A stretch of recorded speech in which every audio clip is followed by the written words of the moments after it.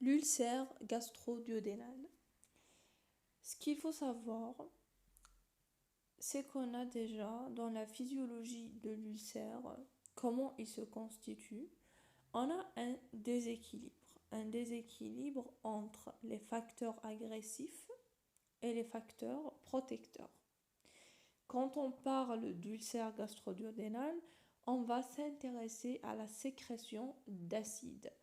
On a donc la gastrine qui va stimuler la sécrétion acide, ce qu'on appelle les facteurs hormonaux, mais pas que.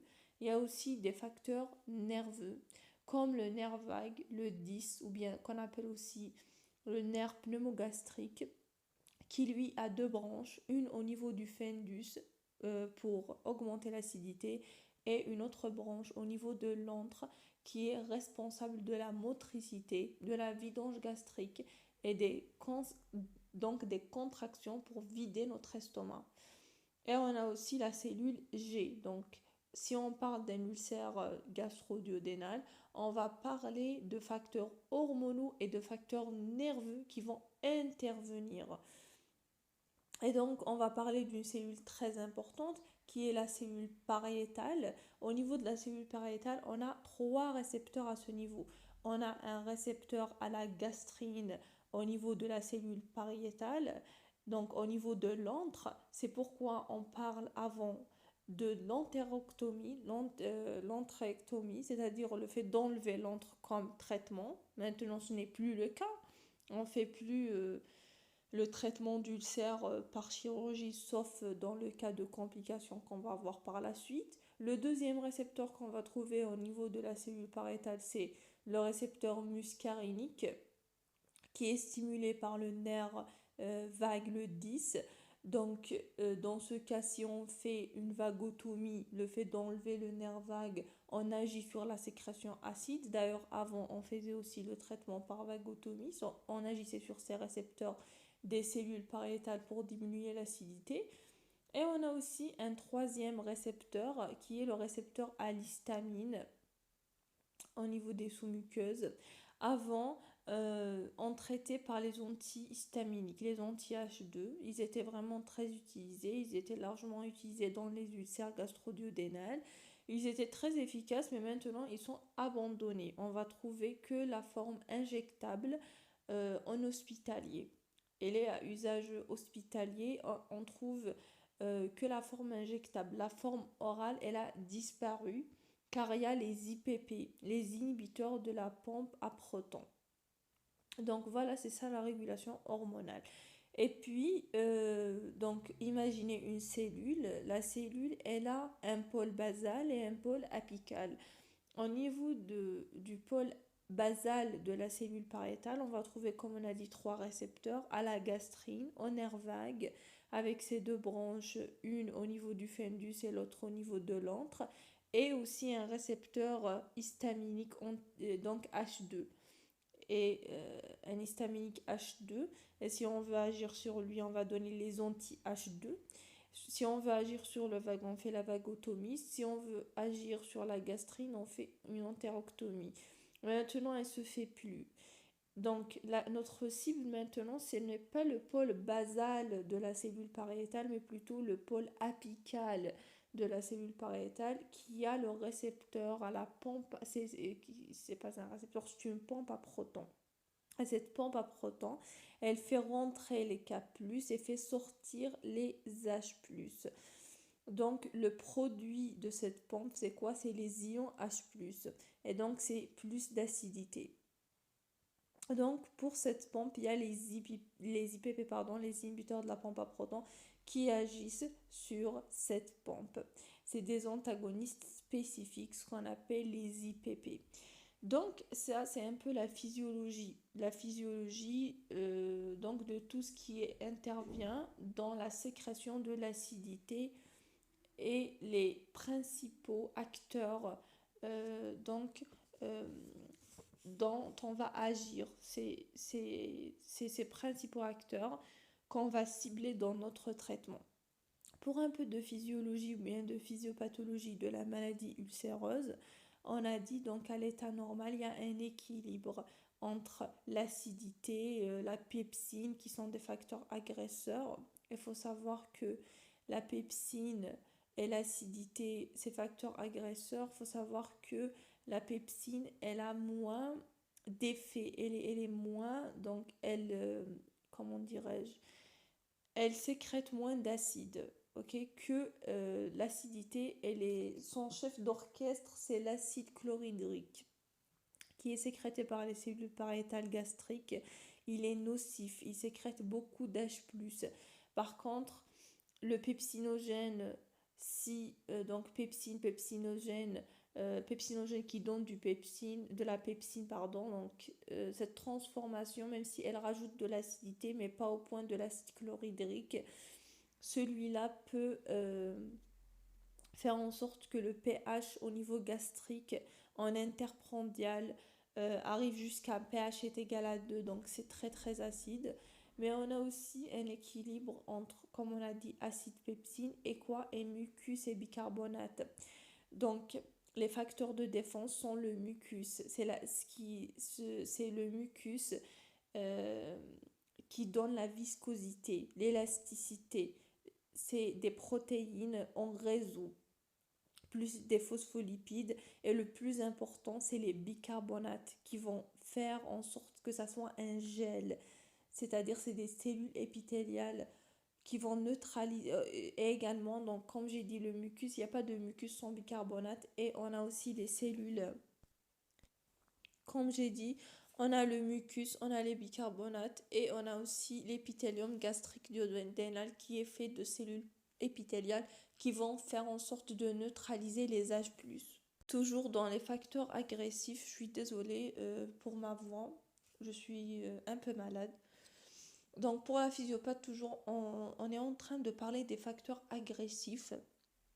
J'ai parlé des facteurs agressifs, on va dire, qui sont endogènes, qui se retrouvent, donc qui sont sécrétés par l'organisme, mais il y a aussi des facteurs exogènes, comme les médicaments. Il y a des facteurs qui peuvent constituer un facteur agressif, comme l'aspirine, les AINS, les anti-inflammatoires non stéroïdiens, les corticoïdes. Les corticoïdes, ils ont un peu un effet moins agressif, mais ça reste qu'ils ont un effet agressif.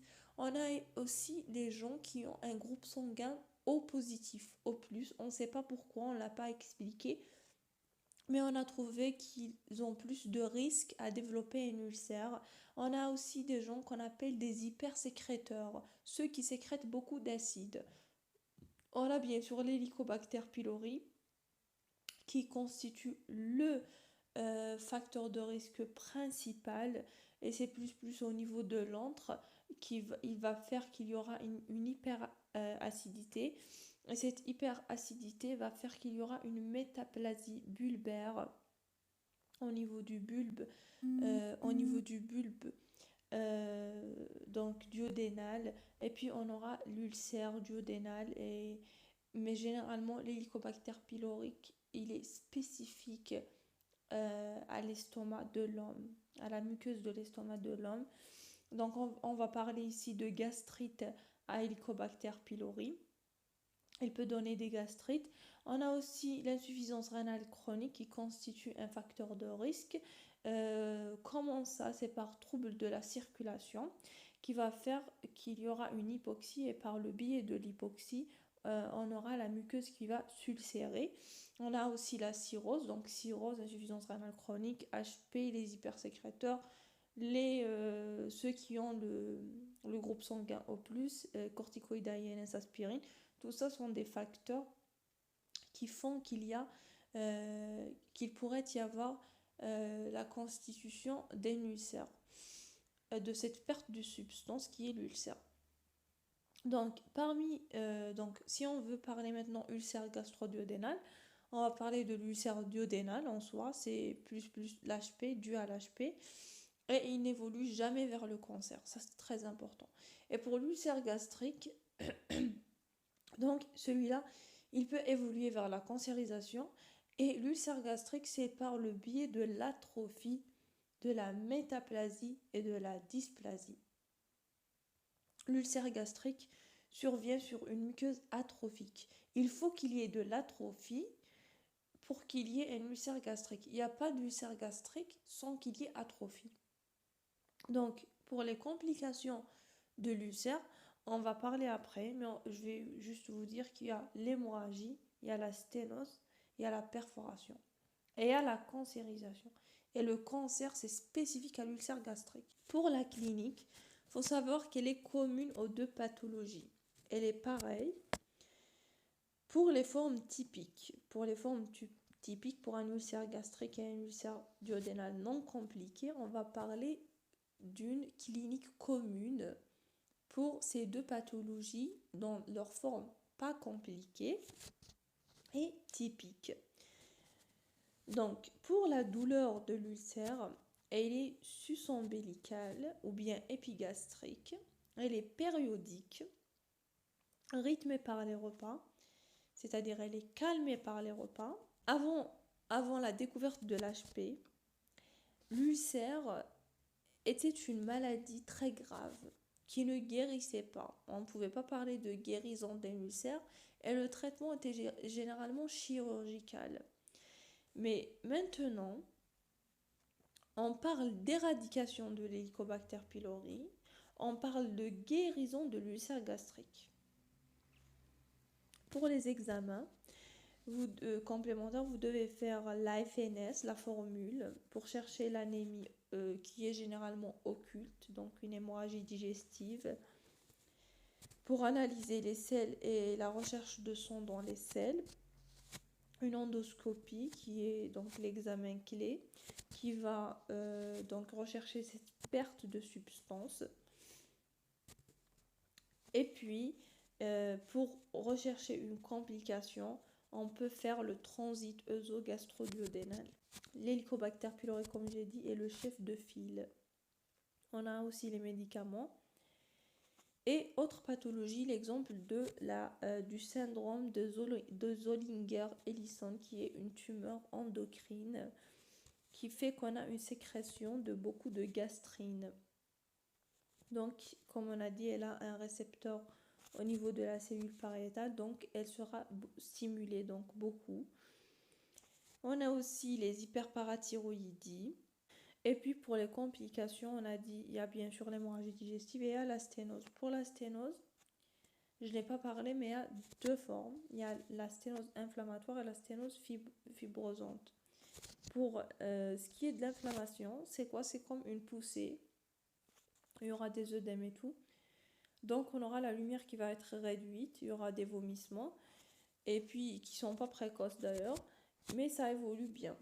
Pour la fibrose, à force qu'il y aura la production de collagène qui va augmenter, il y aura cette fibrose. Et puis pour la sténose fibreuse, faut couper cette portion. Donc le traitement est chirurgical. Il y a aussi la perforation qui est une complication. Pourquoi? Car il creuse, donc il va jusqu'à la perforation. D'ailleurs, pour les diagnostics différentiels, donc qu'est-ce qui peut donner une douleur épigastrique? On a les coliques hépatiques, toujours, il y aura d'autres signes associés, les vomissements, etc. La pancréatite, donc vous aurez aussi des signes, le diabète et tout, qui pourrait accompagner. On aura la position en chien de fusil qui soulage. Le terrain, généralement lithiasique par migration de la lithiase, du calcul. Et puis on a aussi les douleurs rachidiennes, les douleurs coliques, il faut les éliminer. Aussi le diagnostic différentiel à l'endoscopie, quand on a une perte de substance, on pourrait être confus du fait que l'érosion aussi, on aura une perte de substance à l'endoscopie. Mais ce qui fait la différence entre une érosion et une perforation, ou bien une perte de substance carrément, c'est pas avec la perforation. La perforation, c'est une complication. Donc, l'érosion, c'est quoi? C'est qu'elle n'atteint jamais la musculeuse. Par contre, l'ulcère, il atteint la musculeuse. Et puis, on a aussi l'adénocarcinome. Dans ce cas aussi, on aura une perte de substance, mais qui va être, dans ce cas, volumineuse, bourgeonnante, avec des lésions suspectes. Le lymphome aussi, la maladie de Crohn, la tuberculose, les maladies hématologiques peuvent donner des ulcères et ça simule le bénin, donc d'où l'intérêt de la biopsie. Pour l'évolution, c'est une maladie chronique. Le pronostic il a été amélioré depuis la découverte de l'Helicobacter pylori. La bulbaire, c'est-à-dire celle de l'ulcère duodénal, elle est guérissable. On donne une trithérapie. Et après avoir donné cette trithérapie, les complications ont diminué, mais il faut diagnostiquer et traiter correctement, sinon les complications se greffent. Le but du traitement, c'est la cicatrisation et le fait d'éviter les récidives aussi. Le tabac aussi, c'est démontré qu'il retarde la cicatrisation de l'ulcère duodénal. Il est incriminé. Donc, il faut proscrire le tabac, les médicaments gastrotoxiques, les anticoagulants. Pourquoi? Car déjà, le sujet, il peut avoir des hémorragies digestives. Il est sujet aux hémorragies digestives. Donc, on doit les proscrire aussi. Pour le traitement donc médical, on va parler de 3 volets. Donc pour diminuer et apaiser la douleur, on va donner les alginates qui forment un film protecteur sur la muqueuse gastrique, les antiacides, donc pour tamponner les H+, et neutraliser les H+, donc c'est un effet antalgique donc contre la douleur. On a aussi le traitement médical proprement dit qui va agir sur, voilà, sur cette perte de substance, sur cette acidité. C'est donc les IPP, donc qui vont agir sur le pôle apical, la pompe à protons. Donc on donne les IPP. Pour les antihistaminiques, on a dit donc qu'on les donne plus. Donc actuellement ils sont abandonnés, ils sont utilisés qu'au niveau hospitalier. Et le traitement ultime, c'est quoi? Troisième chose, c'est le fait d'éradiquer cette bactérie Helicobacter pylori, HP, qui est à l'origine de cette maladie.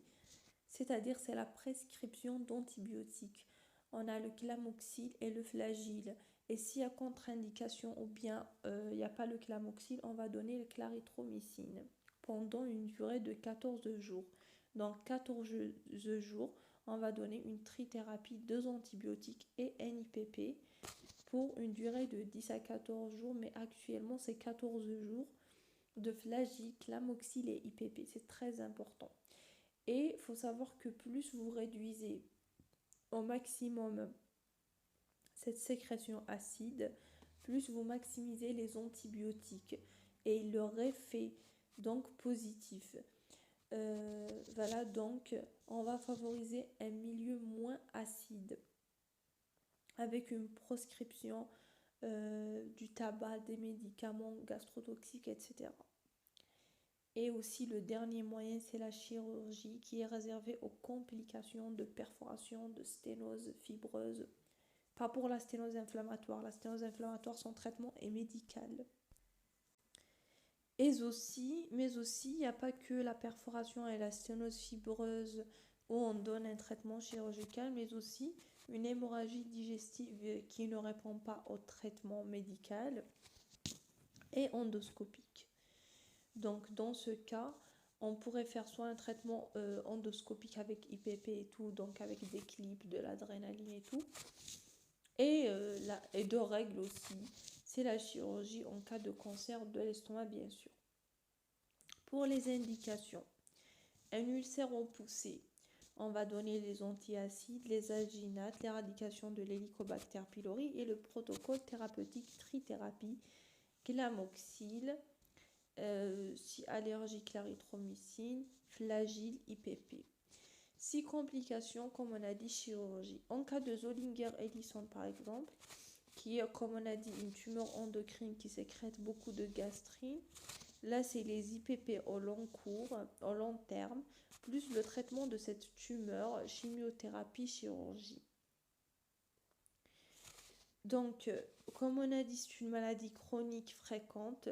L'ulcère duodénal n'évolue jamais vers le cancer. L'ulcère gastrique peut évoluer vers le cancer. Donc, les étiologies, donc c'est une étiologie la plus fréquente, c'est l'infection à Helicobacter pylori.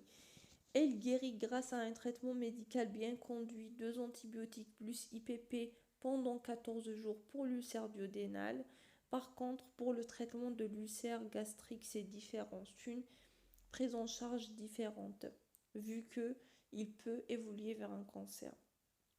C'est toujours un traitement médical, trithérapie, 2 antibiotiques pendant 14 jours, mais les IPP c'est pendant 4 semaines. Donc on a dit que l'ulcère gastrique nécessite un contrôle endoscopique, car comme il peut guérir, comme il peut peut-être passer vers un cancer. Donc on fait un contrôle endoscopique après 4 semaines d'IPP et avec des biopsies. Il faut savoir que déjà, le premier jour, quand on a fait l'endoscopie pour voir si c'était un ulcère, quand on trouve un ulcère gastrique, dès qu'on le diagnostique, on fait directement les biopsies. Donc, on parle des biopsies au niveau des berges. Directement, on appelle ça J0. Et puis, à 4 semaines, on fait une autre endoscopie et une autre biopsie. Et puis, qu'il y ait cicatrisation ou pas, les biopsies doivent être réalisées. Donc, l'ulcère gastrique, toujours on fait les biopsies au niveau des berges, même quand on contrôle. Donc, ulcère, s'il n'y a plus il n'y a plus d'ulcère, c'est cicatrisé, on va biopsier, on va faire des biopsies sur les cicatrices, car même si c'est un cancer qui a donné l'ulcère, donc il pourrait cicatriser. D'où l'intérêt, il pourrait cicatriser sous la trithérapie qu'on a donnée. Donc toujours on fait la biopsie. Et puis c'est l'anapathe qui dit. Soit l'anapathe va nous dire un ulcère il est cicatrisé, c'est bon, c'est vrai. Donc on arrête. Sinon, si le cancer il est confirmé, on va opérer. Et puis si elle nous dit que c'est un ulcère mais qui n'est pas encore cicatrisé, on va toujours donner la même chose et après 4 semaines, on refait la fibroscopie, on refait l'endoscopie. S'il est cicatrisé, c'est bon. Si c'est un cancer, on opère. On fait cette procédure comme ça et au bout du 3e mois, après 12 semaines, si l'ulcère il est toujours là, il ne s'est pas cicatrisé, il n'est pas guéri, donc on va faire une opération. On va aller vers la chirurgie car c'est considéré comme un échec du traitement médical.